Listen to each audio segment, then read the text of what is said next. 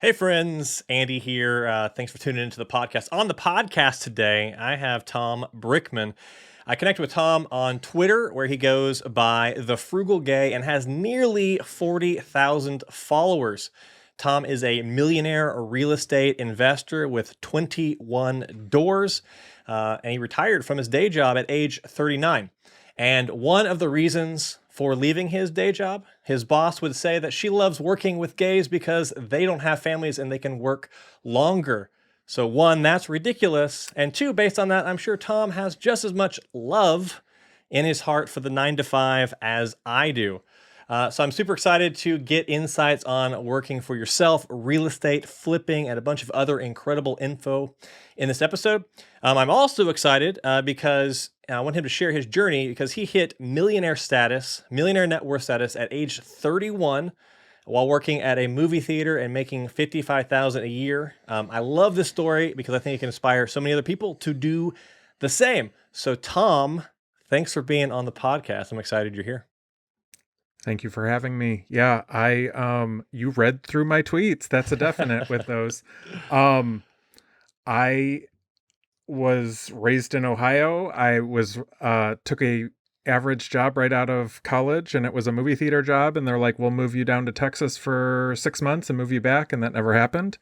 And I was able to make it work. And I've kind of always been able to make it work. And I came up with that if you want it, you're going to have to earn it mentality. So I bought door number one at 21, and I did it not because I was like, oh, I'm going to build wealth on this. I did it because I didn't want to pay $375 in rent. And I bought this duplex and my house payment was $738 and I rented the downstairs for $600. So I knew that I couldn't live anywhere for $138. So that's why I jumped into this, because I wanted to live as cheaply as possible. But thank you for having me. Yeah, well, that's so crazy. Like sometimes I had this tendency to ask a very stereotypical question of a cliche question of, if you could go back to age 20, knowing what you know, what would you do different? But at age 21, you were buying a house, Tom. So, I mean, I don't know. Maybe you did the right path and we should all just do what you did at age 20. It fell into my lap on mistake, and I always like to share this story. We didn't have a ton of money, so I got a job at the Gap so the other kids at school wouldn't make fun of me. And because I could get the clothes half off, so then I could wear what they were already wearing. And it actually indirectly set me up because I signed up for the Gap stock purchase plan.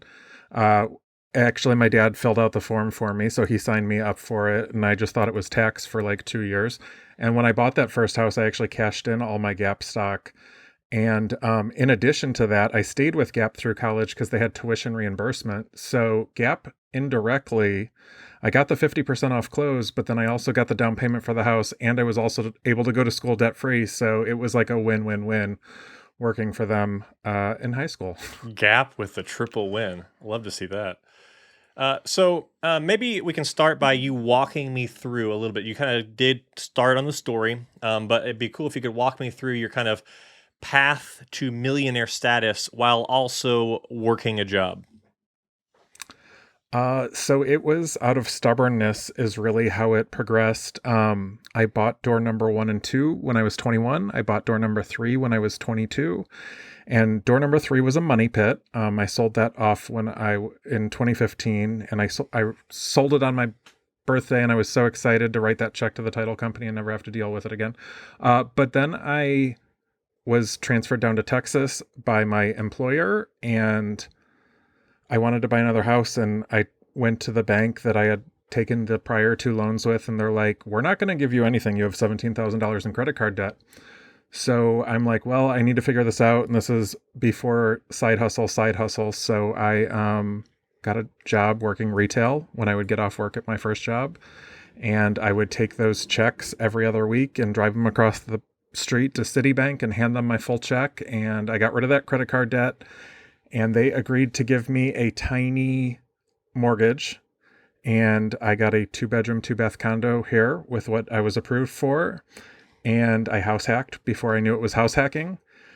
And at that point, this was 2009, I just made it a point to buy at least one property a year. And I got creative along the way because bringing in At that time it was probably in the 30s or 40s. I know I started at 32,000 when I started with them in 2006. Um, I just side hustled on eBay. I house hacked with my roommate covered the majority of my mortgage.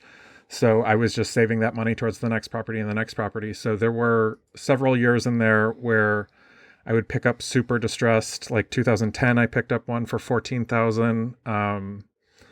2011, 12, I picked up a lot of great deals in there. And it was the stuff that the investors ignored. There was a property I picked up on the courthouse steps. And I remember all the investors looking at me like I was crazy because I was there in flip flops. And I ended up buying it for $9,501. And that was my entire emergency fund. And I didn't know that you could bring cashier's checks. So I whipped it out in cash. And I just remember them like, what is wrong with this guy?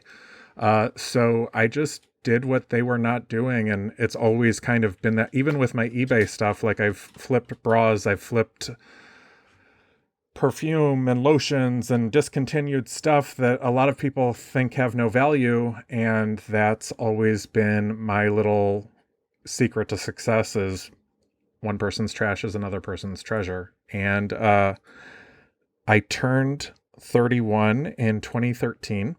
And I picked up 3 that year. I put out 3 offers in the same day. And I'm like, well, at least one of these is going to come back rejected. And all 3 actually got accepted. And I remember the realtor's like, what do you want me to do? And I'm like, I'm going to figure this shit out. And she's like, all right, like, you got to come up with some money. And I'm like, I'm working on it. So that was one of those where I would put myself in those situations where I needed to side hustle enough to be able to not only get these 3. There was even one this year. I went home to Ohio for a funeral, and while we were there, I had texted a realtor, and I'm like, can you just show me this? It's been up for like 4 months. And she's like, yeah. She's like, it's been up. It's probably junk. And she got there a few minutes before me, and she's like, this is really nice. And then we walked in, and I'm like, this is actually really nice. And I'm like, let's just throw in a low offer. And I bought this house in August that I'm working on right now. And it's just one of those that I had other stuff in the pipeline and I had no desire to really buy this house, but it was the right price at the right deal in the right neighborhood. So I've just always made it work and figured out how to make money for me. And that's what I always thought when I would, do an eBay sale. Okay, I just did this and it's $100 in profit. How can I make this $100 make me make money? I love that. Okay, there's a lot to unpack there. First question though is that last deal you just talked about, like what was the deal with, like, why was it on the market? Why was this opportunity just sitting there? So it was a bank foreclosure. And if you just looked at regular listings on Zillow, it wouldn't come up. And if you had regular and foreclosures, it wouldn't come up. But if you just looked at foreclosures, it was improperly listed, is my thoughts. Because even while we were there, she called the listing agent. She's like, I saw you just reduced it. And I think that they had reduced it to 35. And she's like, this is a clean house. It's just ugly on the inside. He's like, yeah, for the price. He's like, I'm not getting many showings. So that kind of gave me like, okay, I want to make this work. So we threw in a 25 offer. And again, this is bank owned. It had been up for a couple months. And she's like, they're not going to take that. And I'm like, well, let's write it. It's going to take us 5 minutes to write this out. Let's see what they do. And they came back the next day and they're like, we'll take it. So Wow. I bought that in August. It's a $25,000 3-bedroom, 1 bath in a C neighborhood. And I'm investing about 20,000. There were some unexpected, like I had to just replace all the pipes. And I hit some speed bumps with the electric because the electric wasn't on when I was purchasing it. So that was an extra expense, but I'll be about 45,000 into it. And that one will rent for about 850 to 900 a month. Wow. That's super cool. Okay, so a couple more things to unpack with everything you just talked through. One, I mean, how cool is that? Like timing wise, you said started buying in 2009. I mean, right after the bubble burst. It's like, man, so I imagine, I mean, do you know your number off the top of your head, like of all your money you've invested and what all your properties are actually worth now? I mean, I track my net worth and we're in the $2 million range. All the money I've invested, I don't have that number. I know where I'm at net worth wise just because of the values of the houses and the ones that I own and the ones that I don't own. But I don't know that. Yeah. But I imagine given that track record and that start and kind of scaling it over time, even with this recession correction we're seeing right now across, all asset classes, I imagine you're still up considerably on average across all of them. Would that be correct? Yes. Yeah. Yeah. That's And pretty I'm awesome. still buying too. Like that's a question that I guess asked constantly. I bought that one in August. I have another one that I just put under contract here. So I'll have 22 doors at the end of the month. And, you know, a lot of people, that first property that I bought at 21, my interest rate was 6.875. So when they're like freaking out over these six Yeah. and these sevens, I'm like, I did this. I don't understand. Like it's just back to what it was in 2004. Yeah. Well, it's either my parents or my wife's parents. I remember them telling me a story that when they bought in the either late 70s or early 80s their first house, the interest rate was like 18% or something. It's like, so, and maybe you subscribe to this, and it kind of sounds like you do, but I keep hearing, I'm not a real estate guy yet, but I keep hearing this whole thing of like, marry the house, rent the rate. Is that how you say it? I think it's marry the house, date the rate. There you go. Alan Corey Oh, says not that rent one the all the rate, not, time to me. yeah, date the rate. That's right. Yeah. Date the rate, marry the house. Yes. Yeah. So, and that's always, I get that DM constantly is, the interest rates and I don't want to, and I guess if the numbers make sense right now and like the one that I have the offer on, the numbers all make sense and that then they're going to look great if we do have another rate drop off eventually in the next 2 or 3 years when I get to refinance it. So that's never, I get it. And it is slowing it down a little bit, but there are still people out there shopping. I was surprised. I had a client put in an offer on one 2 weeks ago when we were up against 3 people. I'm like, I thought we were over this bidding against other people, but if it's the great house and the right property, people are still jumping in. That is crazy to hear. So let's take a step back for a second. I would love to hear, I kind of alluded to at least one of the reasons where you've talked about online. I think it was on your TikTok where I pulled that reason for wanting to leave the day job. But I'm sure there's a litany of reasons why. So can you talk to me a bit more about like the decisions that led up to you leaving the day job and doing your own thing? Yeah, after about 10 years, I was done. And it was really fun working at a movie theater the first 10 years. And I did have some great leaders. I know that I made a reel about the one I couldn't stand, and it was torture working for that person. However, very kind, diplomatic conversation there. I like it. It had run its course, and I knew about 10 years into it, I don't want to go work for another employer or another company because I'm going to have similar issues as long as I'm working for someone and having to ask for PTO. So I just made it a goal. I actually put in my notice in 2019 because I had run the numbers about 55 times and I'm like, I can make this work. And it was the week before I was about to be done. And they're like, hey, this theater like right down the road from you just opened. Do you want to stay? And I'm like, you know what? This is a lot of money to say no to. I could probably buy 2 or 3 more houses, which I got a great house in the mix, but I stayed an extra 2 years out of self-doubt. And if I didn't surround myself with the right people, and they really came from Twitter, which is crazy to say, I probably would still be handing out popcorn right now, even though I'm making way more collecting rent and from eBay and from the multiple different streams of income. But it was just one of those self-doubt things. And I just needed those 3 people to say, you know what, get out of this. You don't need to do it. You've shared your numbers. You're making way more than me. So stop wasting your time doing popcorn every night and weekend. And that was my, it about 10 years in. So probably a little bit after 30, is when I was like, I gotta get out of this. I gotta get out of this, and I don't want to go to another employer. Yeah. So, yeah, I mean, there's lots of things you just said that I like super relate to. I mean, really, things like when you said like, asking for paid time off and stuff. I mean, just asking permission to like go on vacation or do your own thing or whatever. Just having someone else who's kind of in control of your destiny is like, this thing that I've just decided I don't ever want that again. So I'm just going to, whatever I have to do to make this whole like doing my own thing work, I'm going to do it. So, what are some things that you did while you worked the job before you quit to kind of prepare and pave the way to quitting the job? Built up the emergency fund, and I got to tell you this because this is like the turning moment for me. I was getting all my PTO put in for my wedding, and I'll never forget my boss saying, "Well, James Bond comes out that weekend," and I'm like, "I'm not moving my wedding. Like this has been planned for a year," and it got approved. But I just remember that thought, like, are we really worried Wow. about this movie coming out this weekend? And I can't really. So, a couple things that I did to prepare was I built up my emergency fund. I did a test run in 2019 where I just lived off of rental income to make sure that my bills were getting paid. And it was just a month, but it was just a month where no other pay was touched besides rental income. And that kind of eased my mind, but it didn't ease my mind enough to get me out of there.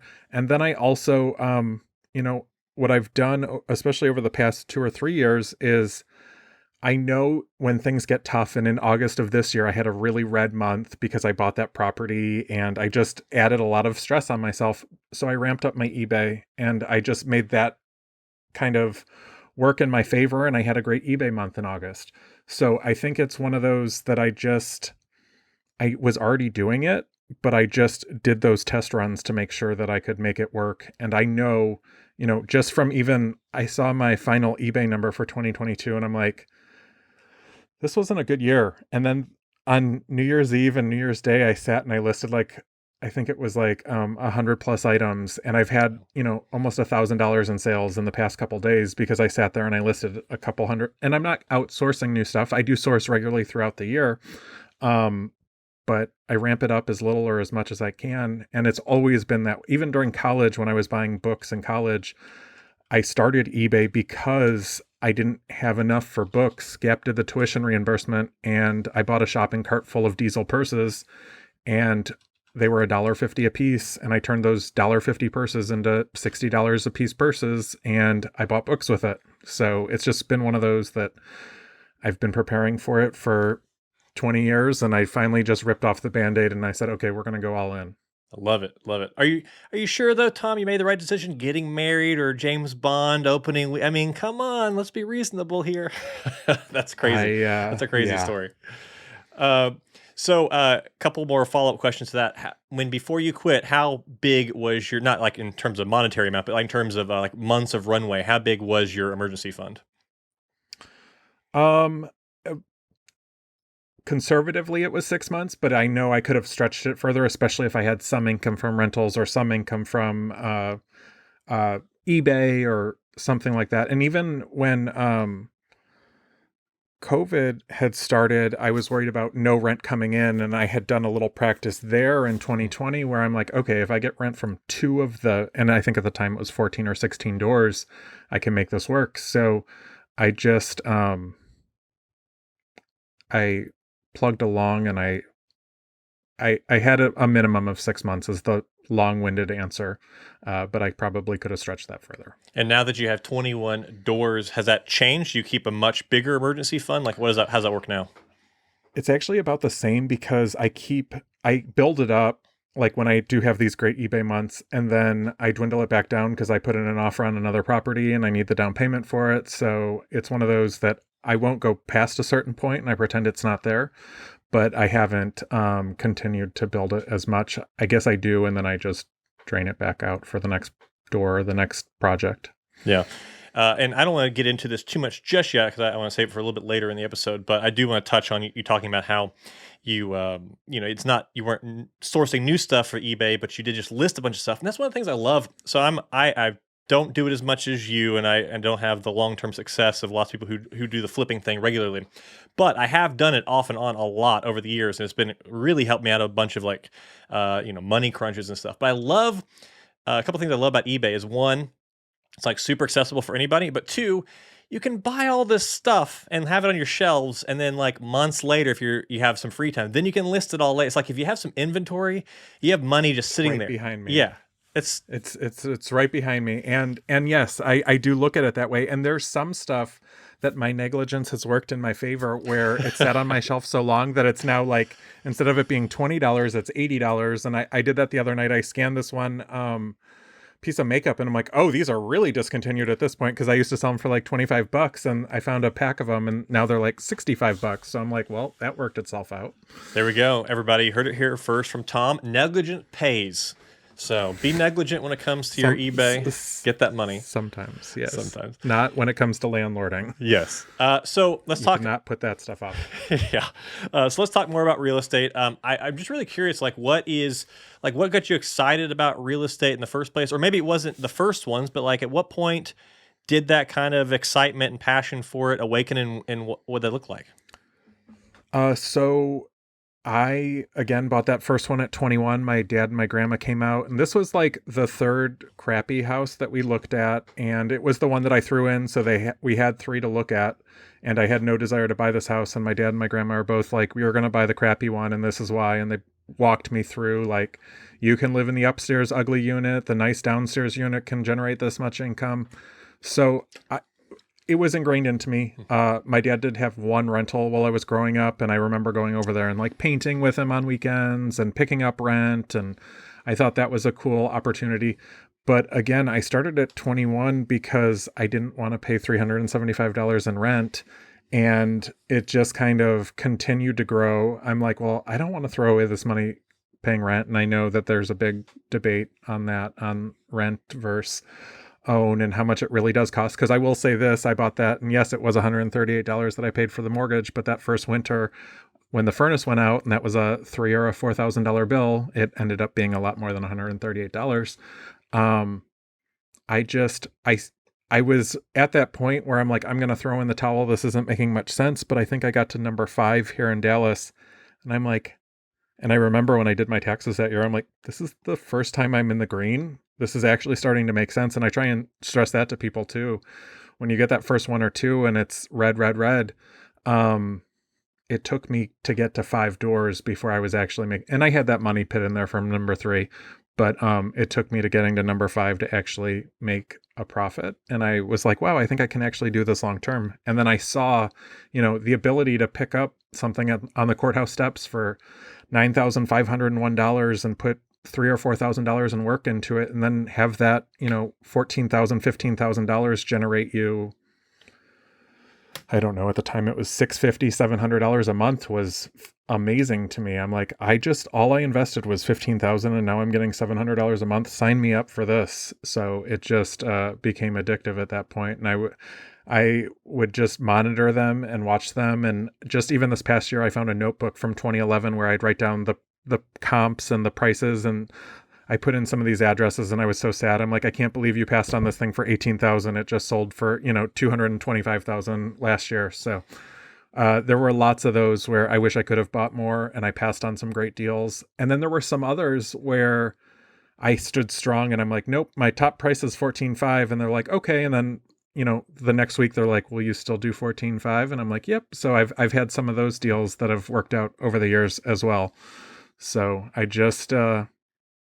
I love the potential there. I love the opportunity. A lot of the stuff that I focus on, like that one that I was just talking about in August, is it was a house that's been out of commission for a couple years. That's why it had broken pipes and no electric to it. And I'm putting it back in commission, and it's in a great spot. And it was an ugly boarded up eyesore. And now it's going to be a nice, 3-bedroom, 1-bath property for someone to live in again. So I love being in that spot where I can turn trash into treasure. That's super cool. So are a lot of these deals off-market deals you're doing? I've had a mix. Like, I say that a lot. Like, the Hoarder House was an off-market. I bought a house off Craigslist. I guess I would consider that off-market. But then that deal from August was on Zillow, and it was just filtered incorrectly.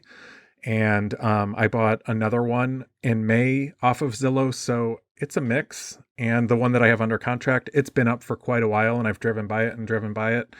And I saw they keep doing these little $10,000 decreases. And the day before Christmas, I'm like, can we go look at this? And we were running around to 5. And when I got to this one, I'm like, I really don't like this. So we put in an offer on another one and they rejected it right away. And I'm like, well, let's just try on the ugly one. And they surprisingly accepted. And that's how that worked out. So it's a mix. And then, you'll occasionally have realtors say, hey, I have this about to come up.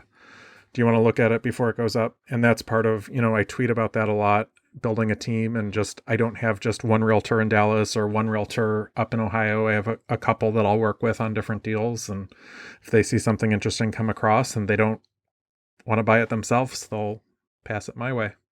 Yeah, very cool. So I believe you tweeted, maybe it was a thread about the Hoarder House. Is that correct?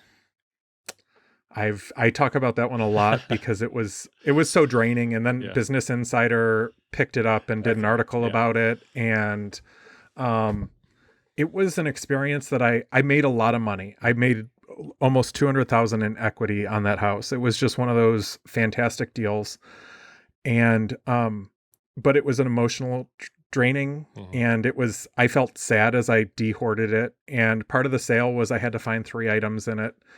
So I did the unhoarding myself with my friends, and we would rent a dumpster every weekend, and it took 11 40-yard dumpsters to empty it. And I just remember, I think it was the second or the third week when we were finally into a couple of the rooms, you could tell by the dates on the boxes and the packages when it started, and you could tell it had started after someone in the house had passed away. And it was just this unbelievable sadness that they just couldn't deal with. Yeah. And I felt it by the end when I was doing it and de-hoarding, and I didn't feel like I needed to hoard, but I just felt their sadness and why this grew to what it was. So the Hoarder House, great opportunity, but I don't know that I could do another one just because I felt so drained after that. And it was in Texas in the middle of the summer. Oof. And it had no AC. So stack on top of draining and then have Texas heat, and then it's just like an ultimate drain. The most exciting part of the day was when we got to go to the gas station and go to the bathroom and wash our hands and get a drink at the gas station. So it was a different experience. That's what I'll say. Wow. And I don't know that I could do that one again. Yeah. So that was going to be my question. Would you do it again? But yeah, after hearing that, I don't know that I would want to do that again either. Wow. So let's talk about your portfolio of real estate. I'm just curious, so where is, are these all over the country? Where are they all located? Are they local or not? So I have 7 in DFW, which is Dallas-Fort Worth area, and I have 14 in Toledo, Ohio. To put things in perspective, my investment on the 7 that I have in Dallas is almost double the 14 that I have in Ohio, because the Ohio ones are, I have an $11,000 property there that I purchased for $11,000. And I have a lot of, $50,000, $60,000, $70,000 houses there. And then I believe from reading through your Twitter, you do have some commercial, or what's the mix? I have 1 commercial. It's a mixed use, so it has 3 residential attached to it and 1 commercial space. It's actually 2, but when we did the renovation, we put it back into 1, and it's rented out to it's 2 tenants that pay us together. So it's a merged commercial space. And I would definitely do commercial again. And that was another one. It was on Zillow, and it was just really poorly listed. It said it had 1 bedroom. The owners were about to lose it to tax foreclosure, and we put in a really crappy offer, and they said no, and they countered us, and I'm like, no. And then they came back and they're like, you know what? This is better than losing it to tax foreclosure. Let's do it. And then I remember at the closing table, they're like, I hope you have more luck than we did with this, because they just lost money on it for 10 years. And we started with the vacant space, which was the commercial space, and we made it nice. And then we had the tenant above it move out, and then we made that one nice. And the tenant above us was paying $400, and we raised that. I think when we raised it, it was like $780. So it was one of those that they didn't want to put in the work or the time to maintain it, and we did. And the total investment for the renovations on that one was about $40,000. So we did about $10,000 each unit. And, we're making like almost 3 times what they were making just because they didn't put in the time or effort or energy to make it nice. And every one of them has a new furnace at this point and new roof, and we spent the money that they didn't want to because they didn't see the bigger picture of, oh, this thing could generate me a lot of money. That's super interesting. Is that a pretty common thing that people make that mistake of? I think people, and I try and say this when I talk to clients, sometimes they bite off more than they can Hmm. chew. And I think that or the Hoarder House would be a terrible first project. And I think starting with like a minor repair, and even, I'm DMing with someone today and they're in that minor repair phase, but they're freaking out over it. And this is going wrong and that's going wrong. And I'm like, that's all part of the process. You got to go through that once or twice to actually get through it. And I think that that's where some people trip up is they see these, great opportunities, but then they don't have teams or people to do the work.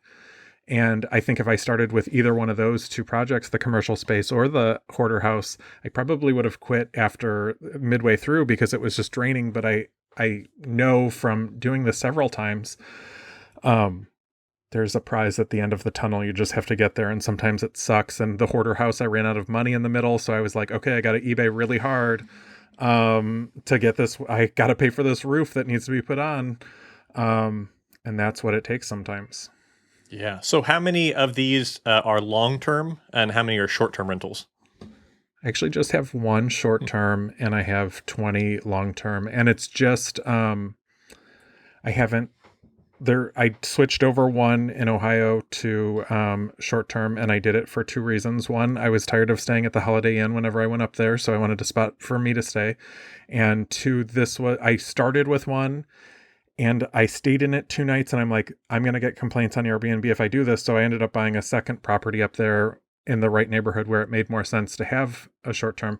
And I just haven't. I will switch over, but what I see with a lot of mine is I have very low turnover.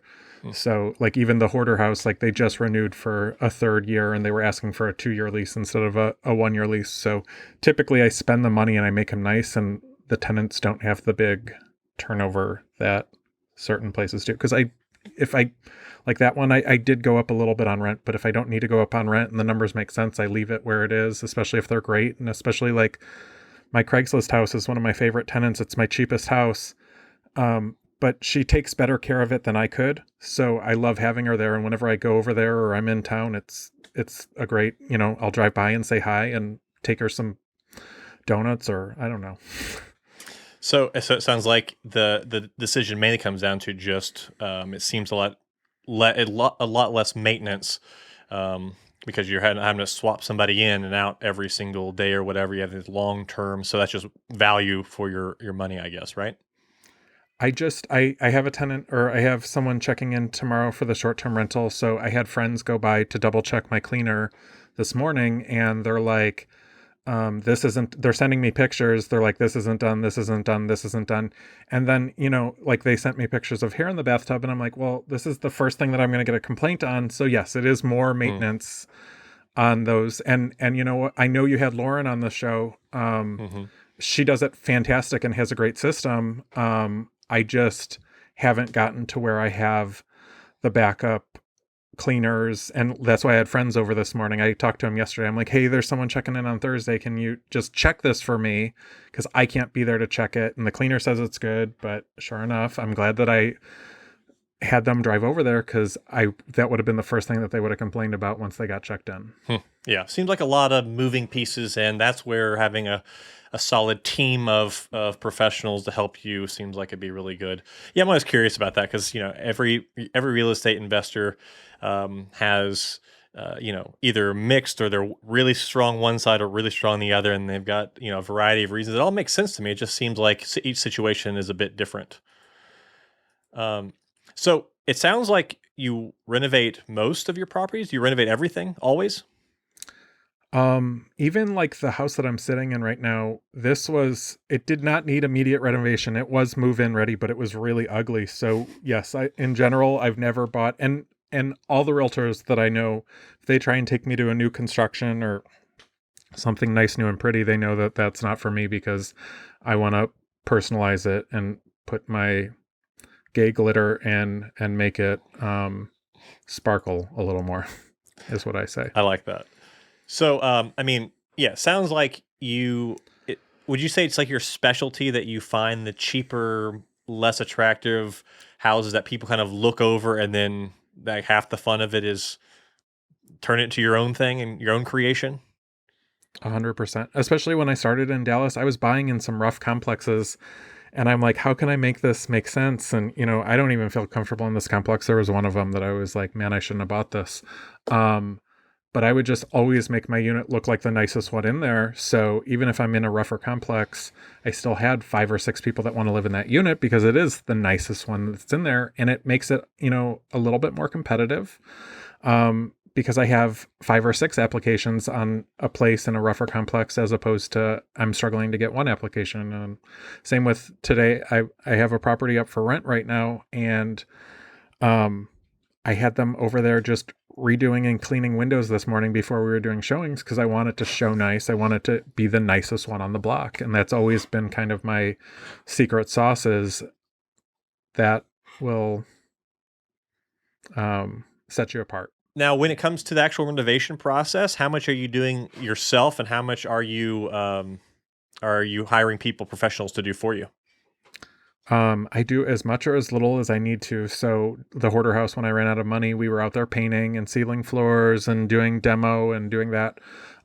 Like the one that I'm working on from August, I'm the project manager, so I'm buying all the product, but I'm not in there doing demo. I'm not in there doing any of the work actually, besides supplying the supplies and the finishes. I have tried to outsource like the project management, and I've been disappointed with finishes and finish out, and that's a big deal for me.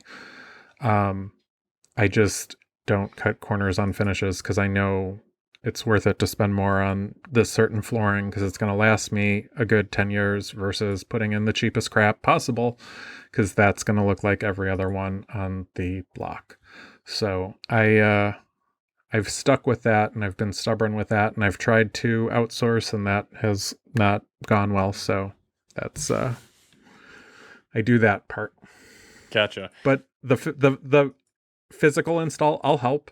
Like my contractor's like, you bought a broken garbage disposal, and I'm like, no, I didn't. And I like pulled up YouTube, and I'm like, this is how we're supposed to be doing it. So I'll help with that kind of stuff. But I'm not in there doing a ton. And I think that some people think that I'm in there doing all the painting and tiling, and that's why I can do this job for 11 or 22 or whatever $1,000 that I'm doing it for.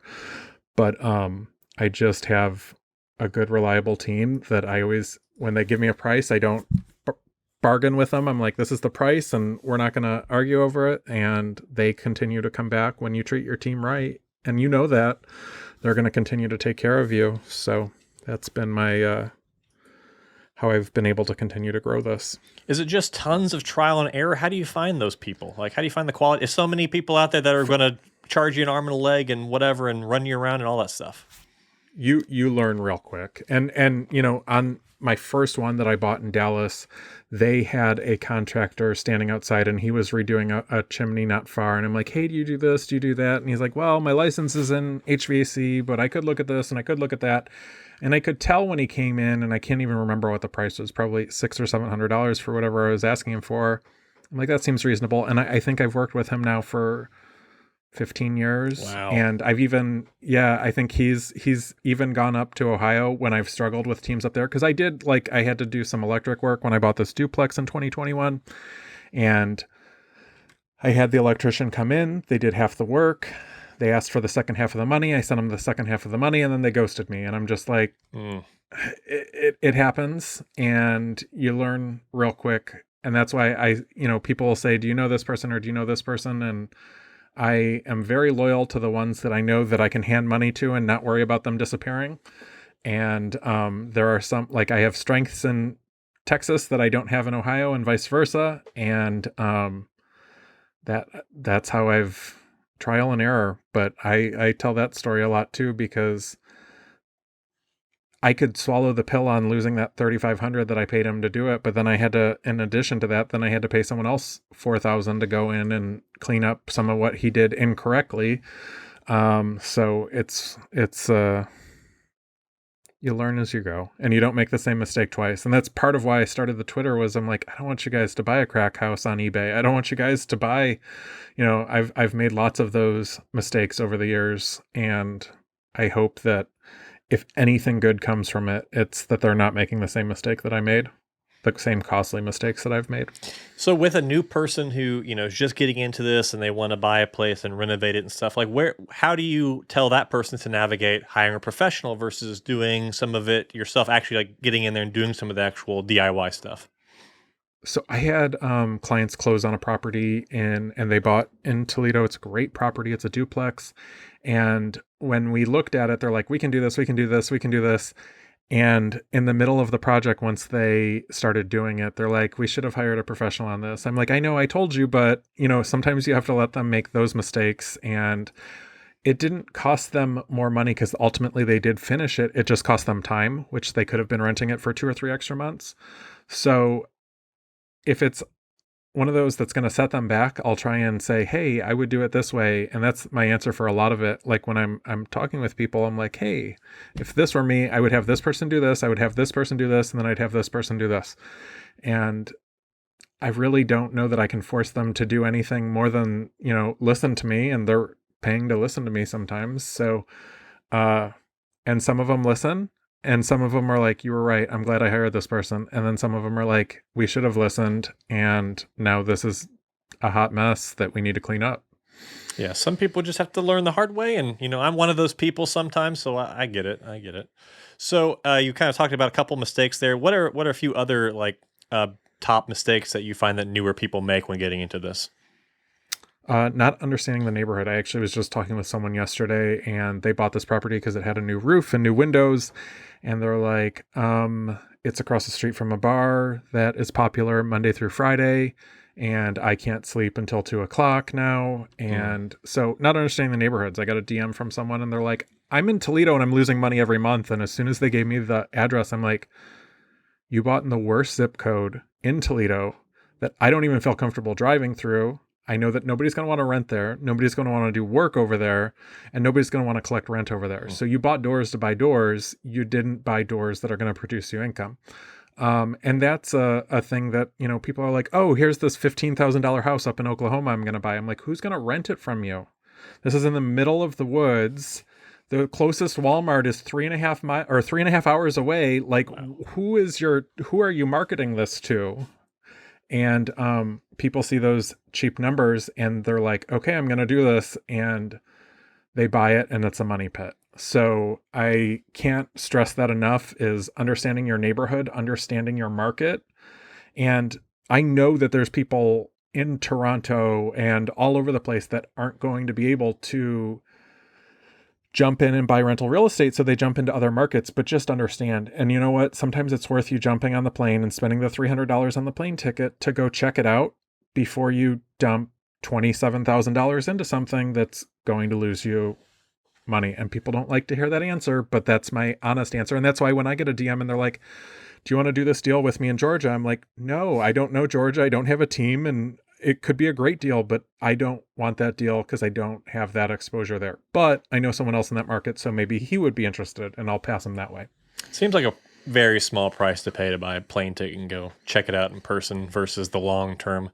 But I mean, with like the house in the middle of nowhere, Tom, do you not want to? I feel like the Unabomber segment is underserved, so they need houses too. You got to help them out. There is a guy that just does rural housing, and I think that there is money there. There is definitely money there. My concern going that direction, and I've even looked at stuff 2 or 3 hours away that I would consider, is who am I going to get to do the work? Mm-hmm. And I think that I could probably find someone to rent it, but okay, now I've got to try and find someone to do that work out there. And I don't want to get stuck in a situation where, the tenants can't be taken care of properly if something's broke and something's flooding and if I don't have. So that's my concern with it. But I think that there's money there, and I agree. The Unabomber clientele definitely is underserved, and I'm glad we can agree on that one.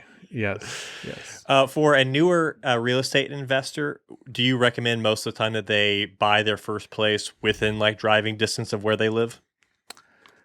It's not always possible. I'm working with someone right outside of New York City, Mm. and it's just not feasible for them to buy right outside of New York City, and even 2 or 3 hours upstate might make sense. So that's not a feasible answer, but at least understanding where you're going to, and then understanding, is this the laws there? What can I do and what can I not do? Because that's another thing that I've had a client and they're like, I bought this and I ran numbers as a short term and now we can't do short term. So whenever I look at anything, I always look at it as a long term.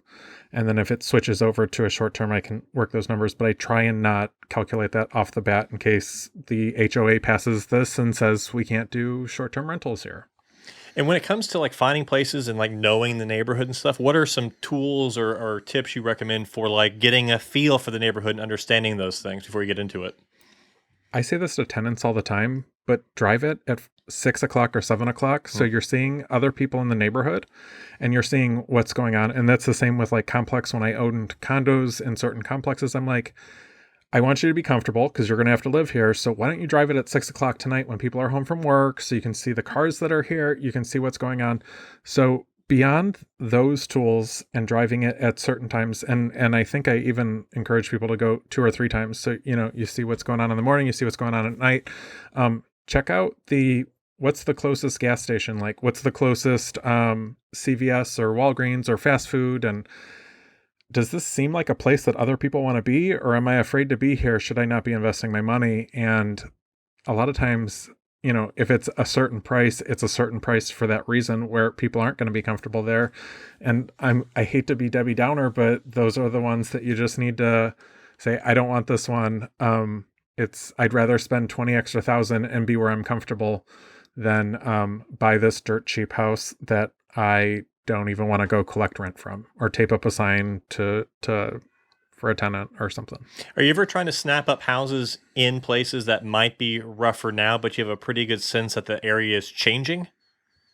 I did that successfully twice in Dallas, and I can tell you, I think I was the only white guy in the neighborhood that I bought in 2017. And by the time I moved out in late 2019, the neighborhood was at that 50% mark where it was just changing. And they weren't, so I took mine all the way to the stud and I redid my house, but they were just tearing down the houses and putting these $500,000 duplexes on them.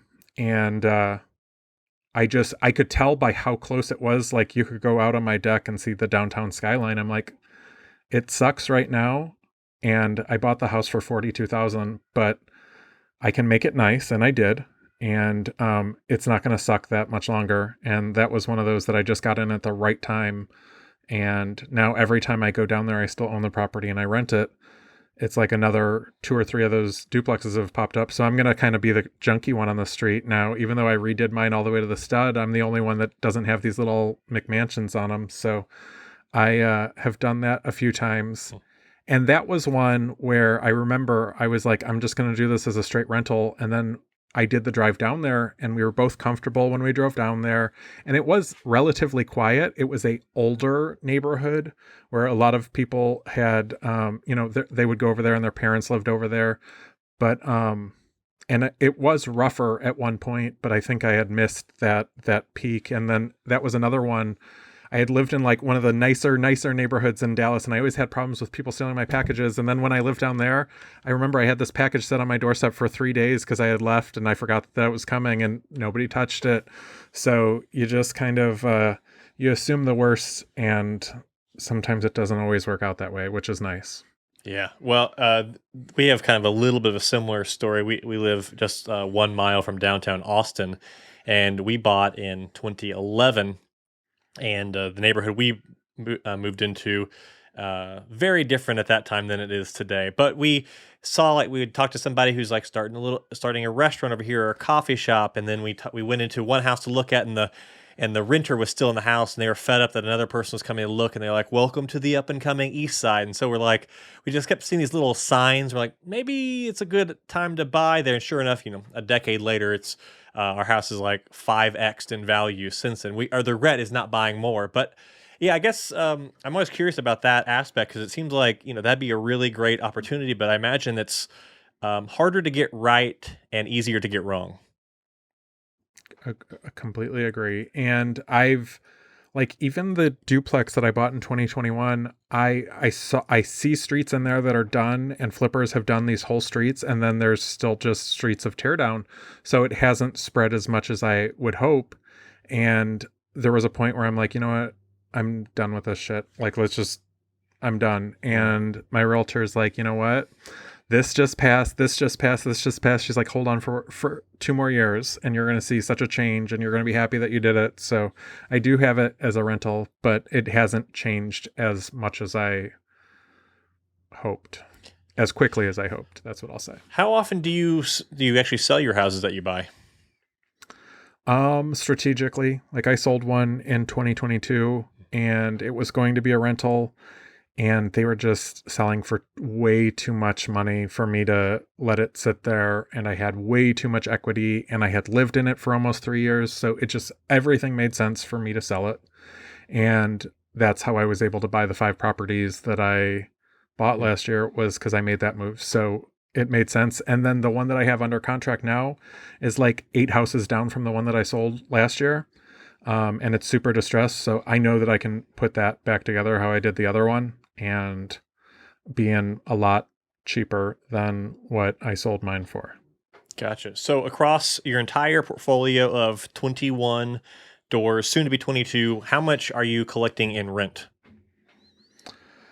About 186,000 a year. And that's without my short-term rental numbers, because my short-term rental just went into commission in August and I only have 2 months of rent in that number. And that's also without the one that's under renovation that I bought in August. So about, think I should end up around 200,000. Wow. This year. That is such an impressive number to me, just chatting with you and knowing like how much you spend on some of these houses and, what their start is and then, what you do with them and transform them. That's pretty amazing. And that's also amazing that it's like, hey, had this faith in yourself to do this thing, you left your job and now you've got something that pays, 4x what you were, getting at that previous job. That's super cool. Another thing that I really, go ahead. I bought this house in 2010. I really needed a car. And I bought this condo. It was a 1-bedroom condo. It was $14,500. And I had this dilemma with myself. I'm like, should I buy myself the car because I don't want a car payment, or should I buy myself this condo? And this condo is going to, at the time, I think it made me like $320 a month. And ultimately I decided on the condo. And I just remember, I'm like, man, I can put this 14,500 into this car and it's going to produce me nothing and continue to go down in value, or I could put this 14,500 into this income producing asset and, it produced income for me for 10 years until I sold that one off. And I think that that's where people mess up trying to keep up with the Joneses. Like I remember I bought tires for my shitty car and I made it work another 2 or 3 years. But that's another thing that people just get so caught up on, and the car would have been a lot more fun, but the condo made me a lot more money. Plus, I mean, $320 a month, that is a very modest car payment, like in itself. So especially at the time. Yes. Yeah.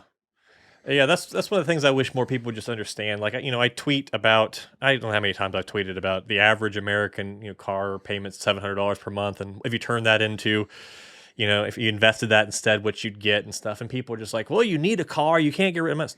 Just like, if you just don't keep up with people and you're maybe a little bit more modest in what you get, or if you just pay it off, it's amazing what you can do with even $500 per month extra. Or if you take the money instead and buy something that generates income, like what that will do for you. It's a totally different way of thinking. And I think a lot of people miss that. Why do you think most people miss that? Why do you think they don't get it? It's a mindset shift. And I've struggled with this with clients. And I actually just had this conversation with a client who I worked with 2 years ago, and we got her all out of debt and she bought a property, and here we are 2 years later and she's back in debt. And it's a mindset shift, and it's she has a scarcity mindset, and she'll go into these, you can do it, but until you shift your mind and really get behind it, it's a struggle. And that's, when I was talking with her, I'm like, this is where we're at and this is where I need you to be. And I can't dig you out of this hole again. You got to dig yourself out, and it's going to be another 6 months. And then, I don't want to help you dig yourself out for the next 6 months if you can't make the shift that we should have made 2 years ago when we dug you out the first time. So I think people get caught in that scarcity mindset. I was brought up poor. I was brought up paycheck to paycheck. My friends and my family are paycheck to paycheck. I've got to loan my mom money. And if you can't break that and you can't shift and say, I was brought up poor. However, I don't have to live paycheck to paycheck anymore. It's a struggle. And I think that's why when you tweet about a $700 car payment, you get that kind of pushback, because I see the tweets and the comments and the responses, and I understand why you're getting what you're getting. And, it takes that shift to be able to get over the hump and actually understand what you're tweeting. I mean, it's so cliche to tweet about abundance mindset versus scarcity mindset, but it is like, I'm convinced that it's maybe the biggest factor when it comes to people and their income earning potential and their investing potential. Their biggest barrier to entry is just their own brain and what they believe they can or cannot do. And that's why I stayed at the theater the 2 extra years. I mean, really, it was just, I was making enough. I had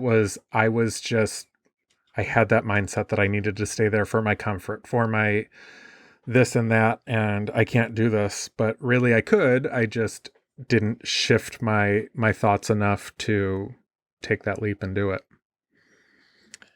Yeah, I agree 100%. I want to talk really quickly because I love this part of your story, the aspect where you kind of funded this whole journey through real estate through eBay flipping. And I love this because I'm a firm believer in flipping in a lot of things, but I love flipping especially because I think anyone can do it. It's very accessible and it can be very lucrative. So how did you figure that out, and what started that part of the hustle?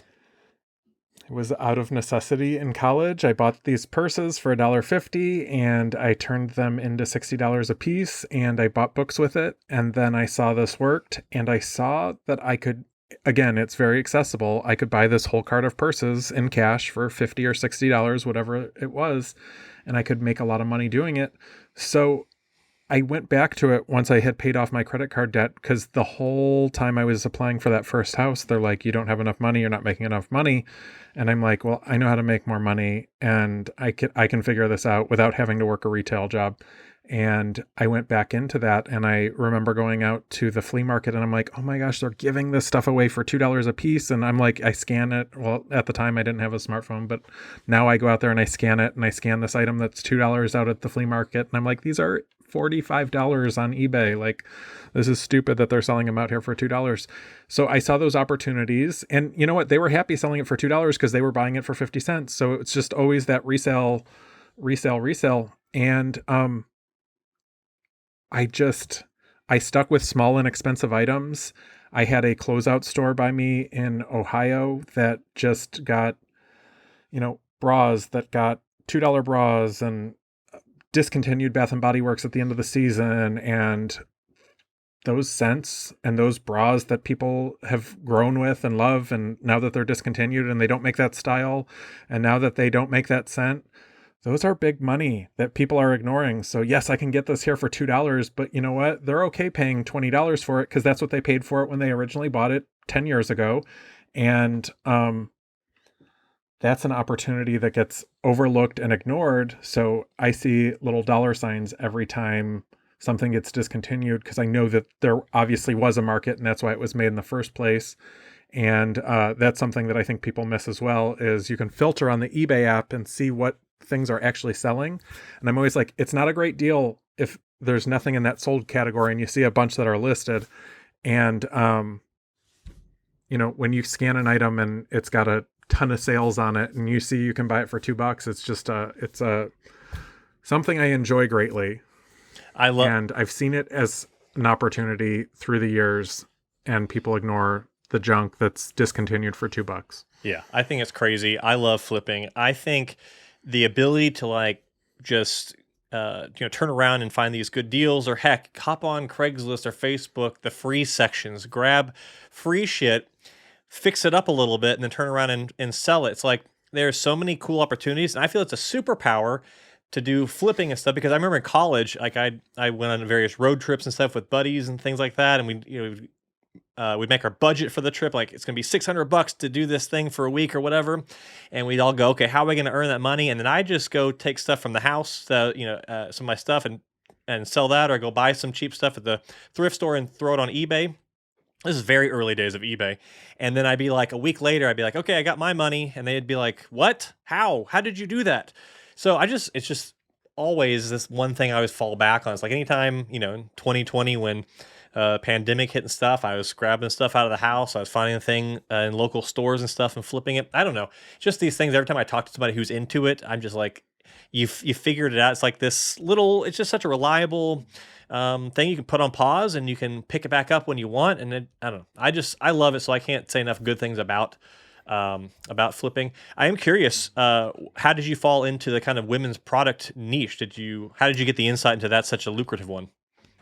It was, well, I would do both, and the men's always sold effortlessly, but the women's stuff always sold better and quicker, because they were the decision makers. And I did stuff locally, so it was always, do you have this? Do you have this? So it was by, can you get this? I need this. Do you have the size? And they would always be more willing to drop $100 versus the men that would be dropping $25. So it's not that I am using the bras or makeup. It is just, I saw that there was a need. I also worked in retail at the Gap, so you saw what's selling and what's not selling. And that's just kind of starts it there. And I think that I just made sure to take advantage of it. And, even I was just talking about this yesterday. They gave away a ton of free items if you bought $200 worth of stuff at Saks. And on New Year's Eve, I sat and I listed all the free items that they gave me. And it's $900 worth of stuff that they gave me for free for buying this $200. So now I've gotten 2 free colognes, and I just have to sell the $900, and half of it's already sold already. So there's those types of opportunities out there, and they get ignored. I mean, people are just like, I don't want to do that. And it's extra work, and you have to go to the post office and print a label. But I'll do the work. I'll sit up and take the picture and post it. And I go on my way to the gym. I drop it at the post office, and it's part of my daily routine at this point. At the end of the day, yeah, it's like you have to be willing to put in the work, and the reality is most people aren't. So that's why these opportunities exist for the people who are willing to do the things you just said.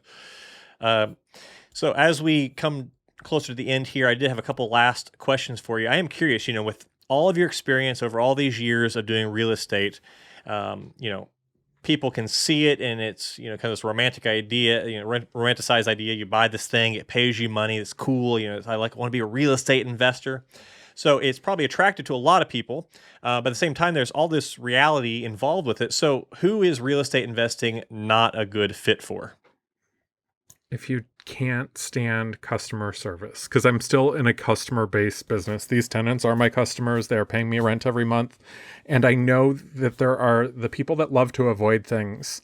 And one of my clients, I'm like, if we're avoiding paying bills right now, you're not going to be able to avoid this tenant who's calling you because this faucet is broke and it's leaking everywhere. So I try and discourage people that are that, and maybe they go into syndication or something more 100% hands off, because you are still a customer service for those 21 people that are going to be paying you rent, and you need to be able to take care of them and not avoid them, and make sure that the house is properly taken care of. So that would be my one that I would say, if you are an avoider, then this would probably not be a calling for you. And what's something that a lot of people you see that very often they miss about real estate investing, or they just always get wrong about it? I think that there's a lot of misconceptions, and that's probably why my Twitter account has grown with real estate, where they see these 90-second TikToks where they're walking around in Paris because they're collecting rent from all these people, and they work 4 hours a day, like the articles on some of these news sites say. And the reality is, yes, that's very true. But yes, there's a very small profit when you are 100% hands off because you have the property management. And then if you don't have a good property manager who's not properly taking care of the property, it can be a money pit. And I think that I try and spell it out. I try and say, hey, I bought this money pit. I lost this money. This was a dud. Even the one that I bought in May was a little bit rougher than it should have been. And I didn't know all of the expenses going into it. And I try and spell that out and be real. And I think that people are so worried about making their 90-second TikToks look sexy that they miss the reality. And I hate that for myself and others who are out there that are trying to say, hey, I lost money on this.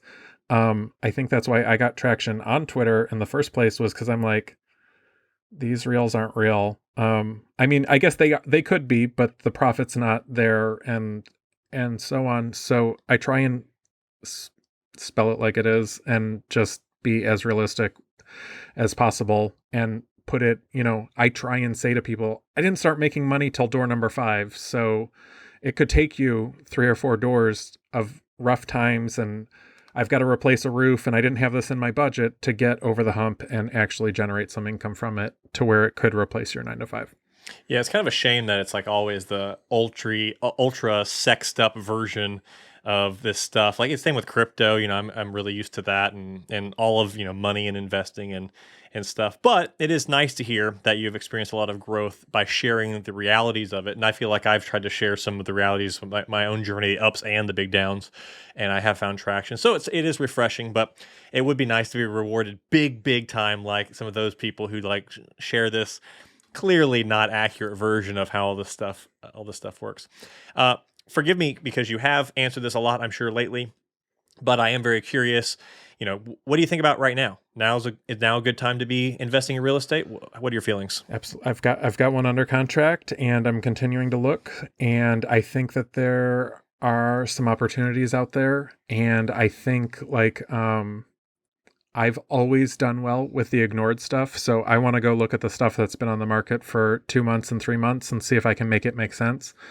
And there's been some of that. So yeah, that's why I was out right before Christmas looking at stuff, because I know that that's been on the market and they're ready to dump it before the end of the year. And I knew that that was a day that I needed to go. So I think that there are opportunities out there, even with the higher interest rates, if the property makes sense. And then for my very last question here, I'm just kind of curious about your future thinking. You've got 22 doors about to be. Like, where does it end, Tom? What's the future? What are your future real estate plans? Where does it end? Does it end ever? Like, what do you want in the next 5 or 10 years or whatever? I am definitely I've grown mine to where I'm very comfortable. I think helping others continue to grow theirs or get started or do handholding. And that's a lot of I had one, he was very aggressive. He's like, I want to be a partner. And I'm like, well, I only had partners on 2 doors and they were my least 2 favorite doors. And I structured it all incorrectly. So I think doing strategic partnerships and structuring it that way and continuing to help others grow over the next 5-10 years. The short-term rental that I have, I'd like to turn it into like a hospice type setting in the future. And they already have one on the street, but maybe an LGBT hospice center. So those are the long-term plans. And I think at one point it's going to be time to tap out and sell off my portfolio and see where I end. But that's, I would say, at least 9 years away. And then ride off into the sunset. Well, buy something in a fun, warm spot. And ooh, I like that. Yeah, well, me and my wife were just in Costa Rica, and now we found ourselves looking at Costa Rican real estate. I think we do that who knows how serious we'll ever get about something like that. I do the same thing. Yeah. I was looking in Spain. Last time I went to Spain, I'm like, oh, I could do this. I could do this. So yeah, I do the same thing. Well, I think that was a great transition for the ending here, because I will put links to all of your stuff down in the description or in the show notes, including a place where people can find you and reach out to you and connect with you and do all that cool stuff, because I'm sure that's an incredible resource. I really encourage anyone to reach out to Tom for all the cool things he talked about and to get started in this whole real estate investing journey. But most of all, Tom, thank you for giving me your time and chatting with me. This was a blast. I learned a lot, and I appreciate it. Thank you for having me. I appreciate it.